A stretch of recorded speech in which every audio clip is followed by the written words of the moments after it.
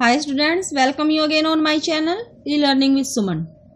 Today we will discuss about 8th class Honeydew book chapter first The Best Christmas Present in the World. हमने जो The Best Christmas Present in the World है इसकी line by line explanation की है, मैंने इसकी video डाली है। 2 पार्ट्स में इस चैप्टर को मैंने डिस्क्राइब किया है। फर्स्ट और सेकंड पार्ट हिंदी में एक्सप्लेनेशन दी है, लाइन हर एक लाइन की, एवरी लाइन्स की मैंने हिंदी में एक्सप्लेनेशन दी है। आज हम इसके जो क्वेश्चन है, जो ओरल कम्प्रीहेंशन क्वेश्चन भी हैं, इसके जो कम्प्रीहेंशन है एवरी पैसेज के बाद, और जो पीछे वर्किंग विद टेक्स्ट क्वेश्चन है, जो एनसीईआरटी क्वेश्चन है इसके, वो आज हम सोल्व करेंगे। अच्छे से हम बिल्कुल क्वेश्चंस को समझाया जाएगा, क्योंकि कई बार क्या होता है बच्चों को क्वेश्चन समझ नहीं आते हैं और उनके आंसर, उन्हें चैप्टर को अच्छे से रीड किया होता, पढ़ा होता, लेकिन क्वेश्चन समझ नहीं आता है। उसकी वजह से वो अच्छे से क्वेश्चन को एक्सप्लेन नहीं, आंसर को एक्सप्लेन नहीं कर पाते हैं, समझ नहीं आते हैं क्वेश्चन कई बार। इसलिए हम इसके क्वेश्चन एवरी क्वेश्चन अच्छे से करेंगे। हमारा फर्स्ट क्वेश्चन है, what did the author find in junk soap. हमने चैप्टर को रीड किया अच्छे से, ठीक है। अब फर्स्ट ही लाइन में ये इस क्वेश्चन का आंसर हमें मिल जाएगा। What did the author find in junk soap. Junk soap में से ऑथर को क्या मिलता है? ऑथर को किस चीज की तलाश थी? किस चीज की तलाश थी ऑथर को? बहुत दिनों से वो क्या ढूंढ रहे थे? एक डेस्क को ढूंढ रहे थे, ठीक है।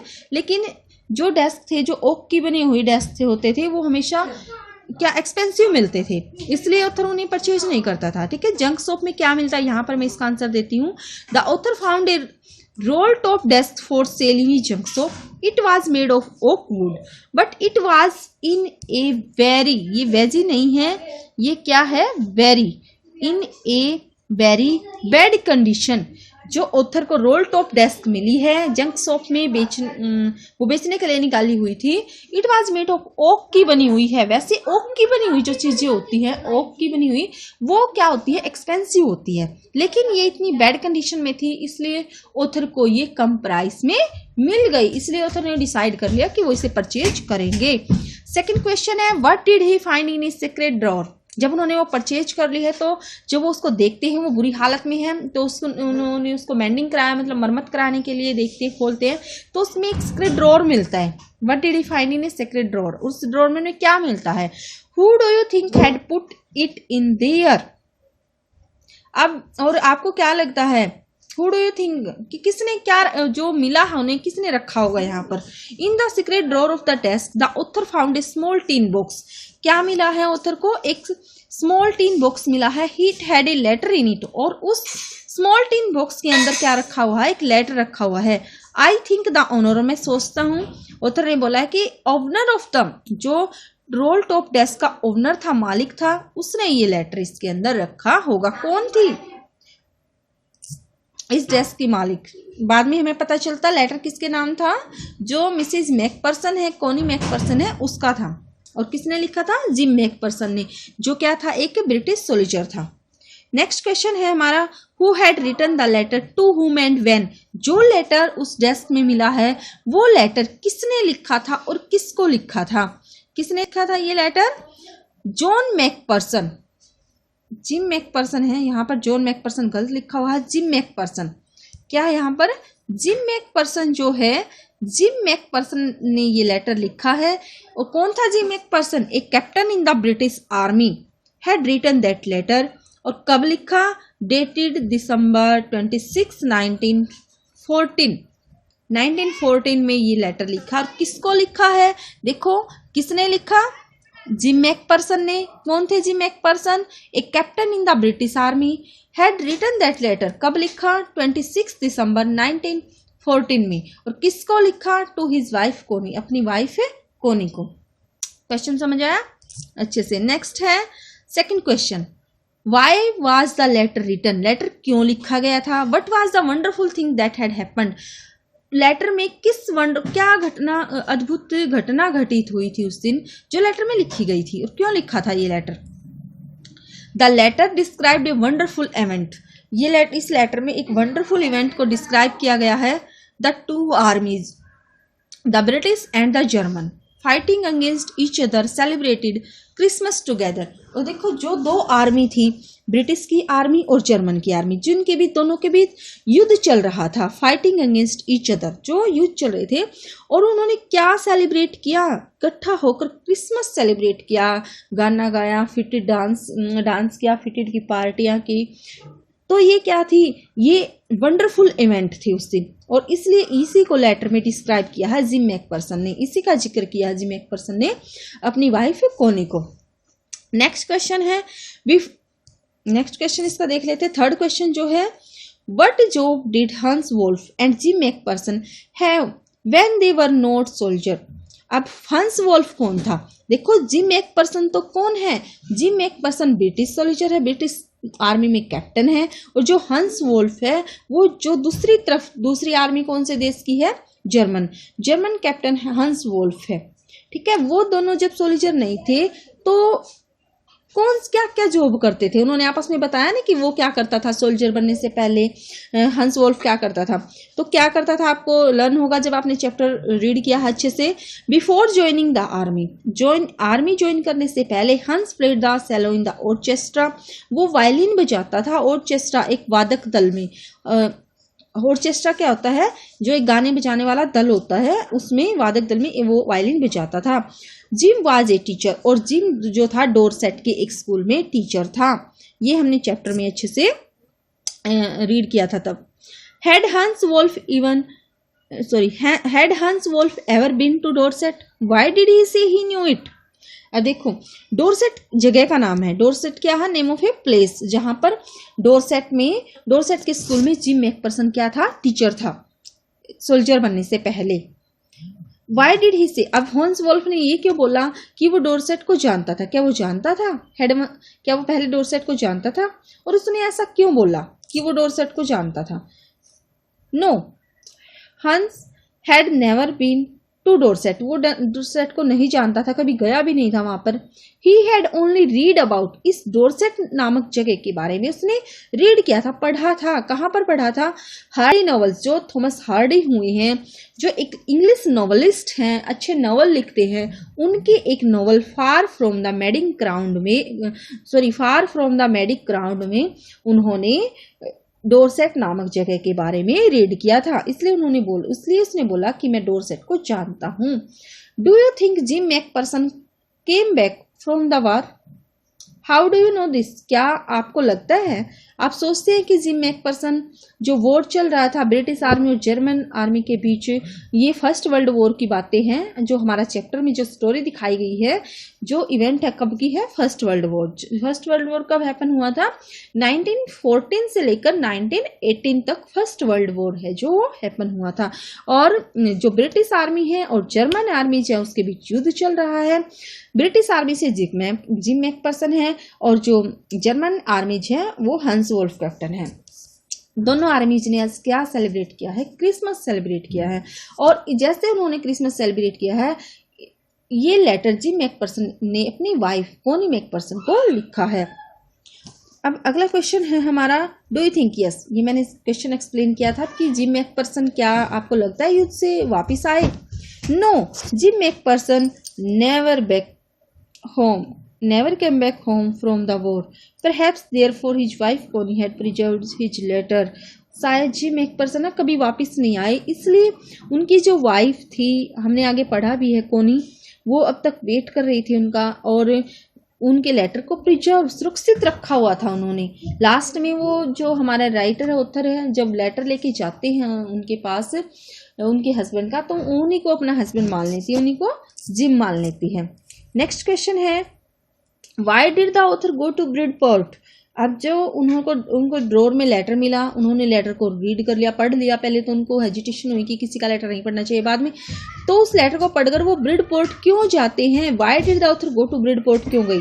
The author went to Bridport to meet Mrs Macpherson and deliver to Jim's letter. क्यों गए थे, the author went to Bridport, author है जो वहां पर ब्रिडपोर्ट पर जाते, वेंट सेकंड फॉर्म है गो की, Bridport to meet Mrs Jim Macpherson and deliver to her Jim's letter, और उनके पति का लेटर उन्हें डिलीवर करने के लिए वो ब्रिडपोर्ट गए। नेक्स्ट क्वेश्चन है इसका, how old was Mrs McPherson now, where was she. अब मिसिस मैकपर्सन है कितनी ईयर्स की थी, how many years, where was she और वो कहाँ पर थी, McPherson was 101 years old, she was in a nursing home. अब वो कहाँ रह रही थी, वो एक नर्सिंग होम में रह रही थी। नेक्स्ट क्वेश्चन है, हु डिड कोनी McPherson think her visitor was. अब जो कोनी मैकपर्सन है वो विजिटर को क्या समझ लेती है, कोनी thought that the visitor was her own husband, वो क्या मानती हैं, उधर को अपना हस्बैंड मान लेती हैं। और gym McPherson, Which sentence in the text shows that the visitor did not try to hide his identity? जो कौन से सेंटेंस ऐसे हैं टेक्स्ट में जो दिखाते हैं कि विजिटर ने ट्राई नहीं की है अपनी आइडेंटिटी छिपाने की। मतलब ये नहीं है कि जो ऑथर है वो चाह रहा है कि वो उसे अपना हस्बैंड समझे। मतलब कौन से सेंटेंस ऐसे हैं, that sentence is you told me you would come back home by Christmas dearest, she said, and here you are, the best Christmas present in the world. Come closer, Jim dear, sit down. अब देखो ये जो line है किसके द्वारा बोली गई है, ये कोनी मैकपर्सन के द्वारा। जो कोनी मैकपर्सन थी, जो जिम की वाइफ थी कोनी मैकपर्सन, उनके द्वारा ये लाइनें बोली गई। उन्होंने क्या बोला था कि मुझे पक्का विश्वास था डियर्स तुम क्रिसमस पर घर जरूर आओगे, क्रिसमस पर जरूर आओगे। She said and here you are, और अब आप हो यहाँ पर, द बेस्ट क्रिसमस प्रेजेंट, और तुम आए मतलब आप आए, ये मेरे लिए बेस्ट क्रिसमस प्रेजेंट है संसार में। कम क्लोजर, थोड़ा और नजदीक आओ, जिम डियर सिट डाउन, यहाँ पर बैठ जाओ। ये लाइनें किसके द्वारा बोली गई थी, कोनी मैकपर्सन के द्वारा ऑथर को बोली गई थी। क्योंकि वो ऑथर को क्या समझ रही है, जब वो लेटर डिलीवर करने गए थे उनको अपना हस्बैंड मान रही है वो, क्योंकि अब वो 101 ईयर की हो चुकी हैं। अब ये थे हमारे कौन से क्वेश्चन थे, ओरल कॉम्प्रिहेंशन क्वेश्चन थे, जो चैप्टर में साथ के साथ में दिए गए हैं पैसेज के बाद। और अब हम जो लास्ट में हमारी बैक एक्सरसाइज है उनको देख लेते हैं। For how long do you think Connie had kept Jim letter, give reason for your answer. मतलब आपको क्या लगता है कि कोनी ने कब से ये जिम का जो लेटर था रखा हुआ था। Connie had kept Jim's last letter till January 25, 1915। मतलब देखो 1915 पर डेट थी उस लेटर पर, till January 25, 1915। The letter was dated, और जो लेटर के अंदर डेट लिखी हुई थी ना वो कब की थी, 26 दिसंबर 1914 की थी। Why do you think the desk had been sold and when. तुम ये आपको क्या लगता है कि why do you think the desk had been sold, कि जो डेस्क बेचा गया था और कब बेचा गया था। The desk must have been sold when Connie's house had burned. अब जो ये डेस्क था ना कोनी का था, कोनी मैकपर्सन का था, क्योंकि जिम मैकपर्सन का लेटर उसमें मिला था। ये डेस्क मैं सोचता हूँ तब बेचा गया था जब कोनी का हाउस जल गया था। हमारे चैप्टर में आया ना कि कोनी का हाउस जल गया था। क्यों जल गया था, क्योंकि वो ज़्यादा कैंडल यूज करती थी, इलेक्ट्रिसिटी उन्हें पसंद नहीं थी। वो सोचती थी कि इलेक्ट्रिसिटी ज़्यादा कॉस्टली, इसलिए वो कैंडल यूज करती थी। और कैंडल गिरने की वजह से आसपास के लोग यही मानते हैं कि उनकी आग लगी और जो घर था जल गया था। उनको भी बुरी हालत में निकाला गया था और अब उनको नर्सिंग होम भेज दिया गया था। The desk must have been sold when Connie's house had burnt. The table had been damaged by fire as well as water. क्यों लगता है ये, क्योंकि जो टेबल थी ना जो उन्होंने रोल टॉप डेस्क खरीदा है वो क्या थी, डैमेज हो चुकी थी एक साइड से आग के जलने से और पानी से। इसलिए ये जो डेस्क है जब कोनी का हाउस है जो बर्न्ट हुआ है तब ये सोल्ड किया गया था। Why do Jim and Hans think that games or sports are good ways of resolving conflicts? Do you agree? अब देखो जो जिम और हैंस हैं वो ये क्यों मानते हैं, चैप्टर में आया है ये कि ये क्यों मानते हैं कि गेम है जो, स्पोर्ट्स है जो, वो अच्छा तरीका है, गुड वे है कन्फ्लिक्ट जो आपस में वाद विवाद है उसको सुलझाने का। क्या आप भी एग्री हो इस बात से, युद्ध की बजाय स्पोर्ट्स अच्छा है। पे युद्ध में क्या होता है, विनाश होता है, और गेम में हंसी खुशी अगर हमारे विवाद सुलझ जाए तो इससे अच्छी बात और क्या हो सकती है। बोथ जिम एंड हंस वर सोल्जर, जिम और हंस क्या थे दोनों, हंस वोल्फ क्या था, सोल्जर थे। बोथ वर वॉर्म हार्टेड, दोनों अच्छे दिल के थे। They had seen the suffering of war, उन्होंने ना युद्ध में होने वाले दुख देखे थे, उन्होंने किस प्रकार लोगों की जाने जाती हैं। So it was natural for them to hate war, इसलिए नेचुरली बात है जिन्होंने इतने दुख देखे हैं मतलब युद्ध के, तो वो हेट करेंगे वॉर से। They favoured a peaceful solution to settle dispute, वो क्या चाहते थे कि डिस्प्यूट जो वाद विवाद है आपस में वो किसके द्वारा, युद्ध के द्वारा नहीं, आपस में शांतिपूर्ण तरीके से उन्हें सुलझा लिया जाए। गेम्स और sport they said were good ways of resolving conflict, जो आपस में संघर्ष है, जो आपस में वाद विवाद हैं, उनको सुलझाने का अच्छा तरीका है game. I also quite agree with them, और मैं भी इसके साथ एग्री हूँ, सभी एग्री होंगे।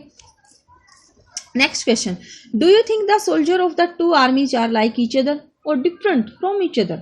Find evidence from the story to support your answer. देखो, जो दोनों आर्मीज है, ब्रिटिश आर्मी और जर्मन आर्मी, उनके दोनों के सोल्जर हैं लाइक ईच अदर, दोनों एक दूसरे जैसे हैं या डिफरेंट है, मतलब एविडेंस दो, आप डिफरेंट मानते हो दोनों को सोल्जर्स को या एक दूसरे जैसे ही मानते हो। देखो, ऑल ह्यूमन, इसका आंसर है all human beings are alike in many ways. All human beings are like, they love peace and hate war. सभी समान होते हैं ह्यूमन बींग्स, कुछ कॉमन बातें होती हैं कि भाई हर किसी को क्या होता है, दे लव पीस, वो शांति से प्यार करते हैं, और वॉर से तो सब हेट ही करते हैं। एक आधी पर्सन मिलेगा जिसको वॉर को देखकर, युद्ध को देखकर शांति मिलती हो। They want to live together, हर कोई इकट्ठा रहना चाहता है। एग्जाम्पल फ्रॉम द स्टोरी, हम इसका एग्जाम्पल स्टोरी से लेते हैं। Then they were calling out to us from across no man's land, happy Christmas Tommy, happy Christmas. ये एक सेंटेंस लाइन, ये जो लाइन है ये हमारी चैप्टर से ली गई है, जब वो क्रिसमस सेलिब्रेट कर रहे थे एक दूसरे को। Happy Christmas Tommy, happy Christmas when we had got together, जब वो इकट्ठा हुए थे तब वो ये लाइनें बोल रहे थे। उन्होंने एक दूसरे को बुलाया था कि यहाँ पर from across no man's land, आपस में धरती नहीं है कि ये हमारी है तुम्हारी है, वो इकट्ठे होकर क्या कर रहे थे, क्रिसमस सेलिब्रेट। नेक्स्ट क्वेश्चन है, mention the various ways in which the British and the German soldier became friends and find things in common eight Christmas. Mention the various ways in which British and German soldiers became friends and find। अब हमें वो लाइनें बतानी है, veg बतानी है, वो veg बताने हैं जिनके द्वारा ब्रिटिश और जर्मन सोल्जर्स थे वो अच्छे फ्रेंड बन सकते थे। और find thing in common, Christmas पर कौन कौन सी चीज़ें उनमें कॉमन थी। The British and the German soldier belong to different camp, दोनों डिफरेंट कैंप थे, डिफरेंट कंट्री से बिलोंग करते थे। दे वर, वो क्या थे, आपस में एनिमीज थे वॉर टाइम पर तो, but after all they were human. देखो, वो दोनों एक दूसरे के दुश्मन थे, जर्मन सोल्जर और जो थे ब्रिटिश सोल्जर, लेकिन आफ्टर ऑल वे क्या थे, एक ह्यूमन तो थे वो। Therefore they had similar feeling, तो फीलिंग तो दोनों में सेम थी कि वो पीस से लव करते थे और वॉर से हेट करते थे। They share the festive spirit of the Christmas, और उन्होंने आपस में मिलकर क्रिसमस को क्या किया, सेलिब्रेट किया। They got over hated and played game, उन्होंने काबू पा लिया था हेट पर, एंड क्या उन्होंने गेम खेले थे क्रिसमस वाले दिन, फिट्स की थी। हाँ, fisted and drink like a good friends, एक अच्छे दोस्त की तरह उन्होंने ड्रिंक किया था, सॉन्ग सिंगिंग भी की थी, डांस भी किया था। बोथ हेटेड वॉर, दोनों ही युद्ध से घृणा करते थे, हेट करते थे। Both were next to go back to their families at the end of war, जल्दी ही वो चिंतित थे कि ये युद्ध ना खत्म हो जाए और अपने घर पर अपनी फैमिली के पास वापस चले जाएं। What is the Cornish Christmas present, why is it the best Christmas present in the world. देखो, चैप्टर का नाम भी है हमारा द बेस्ट क्रिसमस प्रेजेंट। कोनी के लिए ना बेस्ट क्रिसमस प्रेजेंट क्या था और क्यों था। कोनी thought that gym had come back home from war, जो कोनी क्या सोचती है, कोनी अब 101 साल की है, 101 ईयर की है वो, तो वो क्या सोचती है कि जो जिम है वो घर वापस आ गया है युद्ध से। सी मिस्टूक द ऑथर फॉर जिम, और वो गलती कर बैठती है, मतलब मिस्टूक इसे मिसअंडरस्टैंडिंग हो जाती है कि जो ऑथर है वो जिम है। She had been waiting for her husband Jim, क्योंकि अब तक वो क्या कर रही थी, वेट कर रही थी अपने हस्बैंड का। So the coming home of gym was the best Christmas present, और उसे लगता है कि जिम आ गया है तो ये मेरे लिए क्या है, क्रिसमस का बेस्ट क्रिसमस प्रेजेंट है वर्ल्ड में, संसार में उसके लिए, क्योंकि जो ये दिन था ये क्या था, क्रिसमस का दिन था। और जब वो नर्सिंग होम गया था तो क्रिसमस सेलिब्रेट वहाँ पर कर रहे थे। Do you think the title of the story is suitable for it, can you think of any other title. क्या आपको लगता है कि जो ये स्टोरी है इसका जो टाइटल रखा गया है the best Christmas present in the world, वो सुटेबल बैठता है स्टोरी को देखकर, या कोई और हो सकता है। Decidedly, the title of the story is most suitable. For the old Connie, no other present could have given her such joy as the coming of home of Jim, her husband. मतलब जो old कोनी थी ना, अगर उसे और कोई gift देता ना उसका क्रिसमस का, तो उससे इतनी खुशी नहीं देता। और गिफ्ट जो उसको ये लगा कि जिम घर आ गया है, उस गिफ्ट ने दी उसको जो खुशी।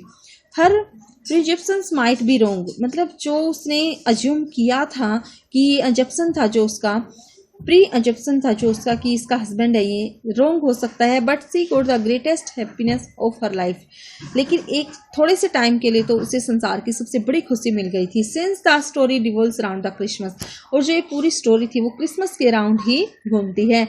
The alternate title of the story could be war and peace, मतलब हो सकता है ये वॉर एंड पीस और क्रिसमस गिफ्ट हो सकता है। But neither can be match to the present title, लेकिन कोई भी इतना अच्छा सुटेबल नहीं है जितना ये टाइटल है।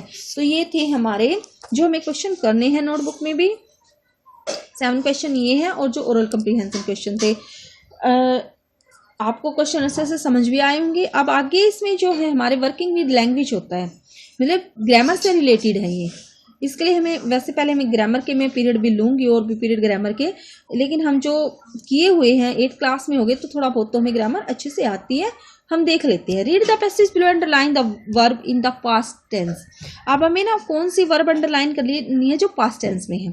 देखो, a man got on the train and sat down, got second form है तो ये क्या है, पास्ट टेंस। गेट गोट जो पास्ट टेंस है सेकंड फॉर्म यूज हुई है, तो हमारा सेंटेंस क्या है, पास्ट टेंस में जो गोट है वो वर्ब की सेकंड फॉर्म है।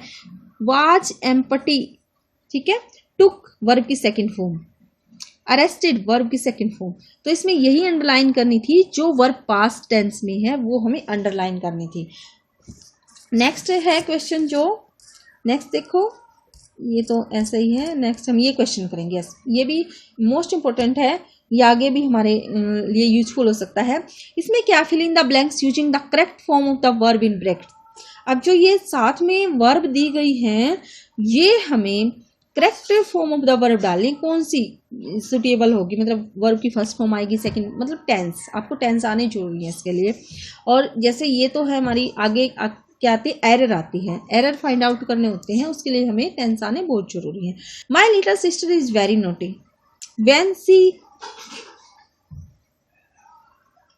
अब देखो कम की कौन सी फॉर्म आएगी, when she came back from school yesterday. अब यस्टरडे जब आया है तो पास्ट टेंस, जाहिर सी बात है जो हमारा सेंटेंस है पास्ट फॉर्म में है, तो वर्ब की सेकंड फॉर्म क्या हो जाएगी, came. When she came back from school yesterday. She had आया है तो हैड के साथ हमेशा क्या आता है, हैज, हैव या हैड प्लस वर्ब की थर्ड फॉर्म आती है। कौन सी फॉर्म आती है, वर्ब की थर्ड फॉर्म। क्या, कौन सा टेंस है, पास्ट परफेक्ट टेंस यहाँ पर यूज हुआ है, तो हेड टीयर की जगह क्या हो जाएगा, had torn, tear tore torn. क्या होती है वर्ब की first form, tear, second tore और थर्ड टोन। तो हेड प्लस वर्ब की थर्ड फॉर्म क्या हो जाएगी, torn her dash. She dash ask her how it, ask verb. अब हमारा जो सेंटेंस है, जो हमारी लाइन है सेकंड फॉर्म, उसमें पास्ट टेंस में चल रही है, तो वर्ब की second form ask. Her how it, head के साथ फिर क्या आएगा, हैपेंड वर्ब की थर्ड फॉर्म, ईडी लग जाएगा, हैपेंड। सी सेड, से की second form said. She have quelled है इसमें, तो क्या हो जाएगा, सी हैड क्वेल्ड, क्योंकि हैव तो प्रेजेंट में आता ना, हैज हैव तो सी के साथ क्या लगेगा, सी हैड क्वेल्ड, ईडी लग जाएगा with a boy. She have beat की जगह क्या हो जाएगा, सी हैड बीटन, हैव की जगह क्या हो जाएगा, हैड बीटन, क्या हो जाएगा, हैड बीटन। हैड और प्लस वर्ब की थर्ड फॉर्म, हैड बीटन। अब देखो ही में इन ए रेस एंड ही क्या आएगा, he had beaten him in a race and he had tried, क्या आएगा, ट्राई की third form tried, had tried to push her. C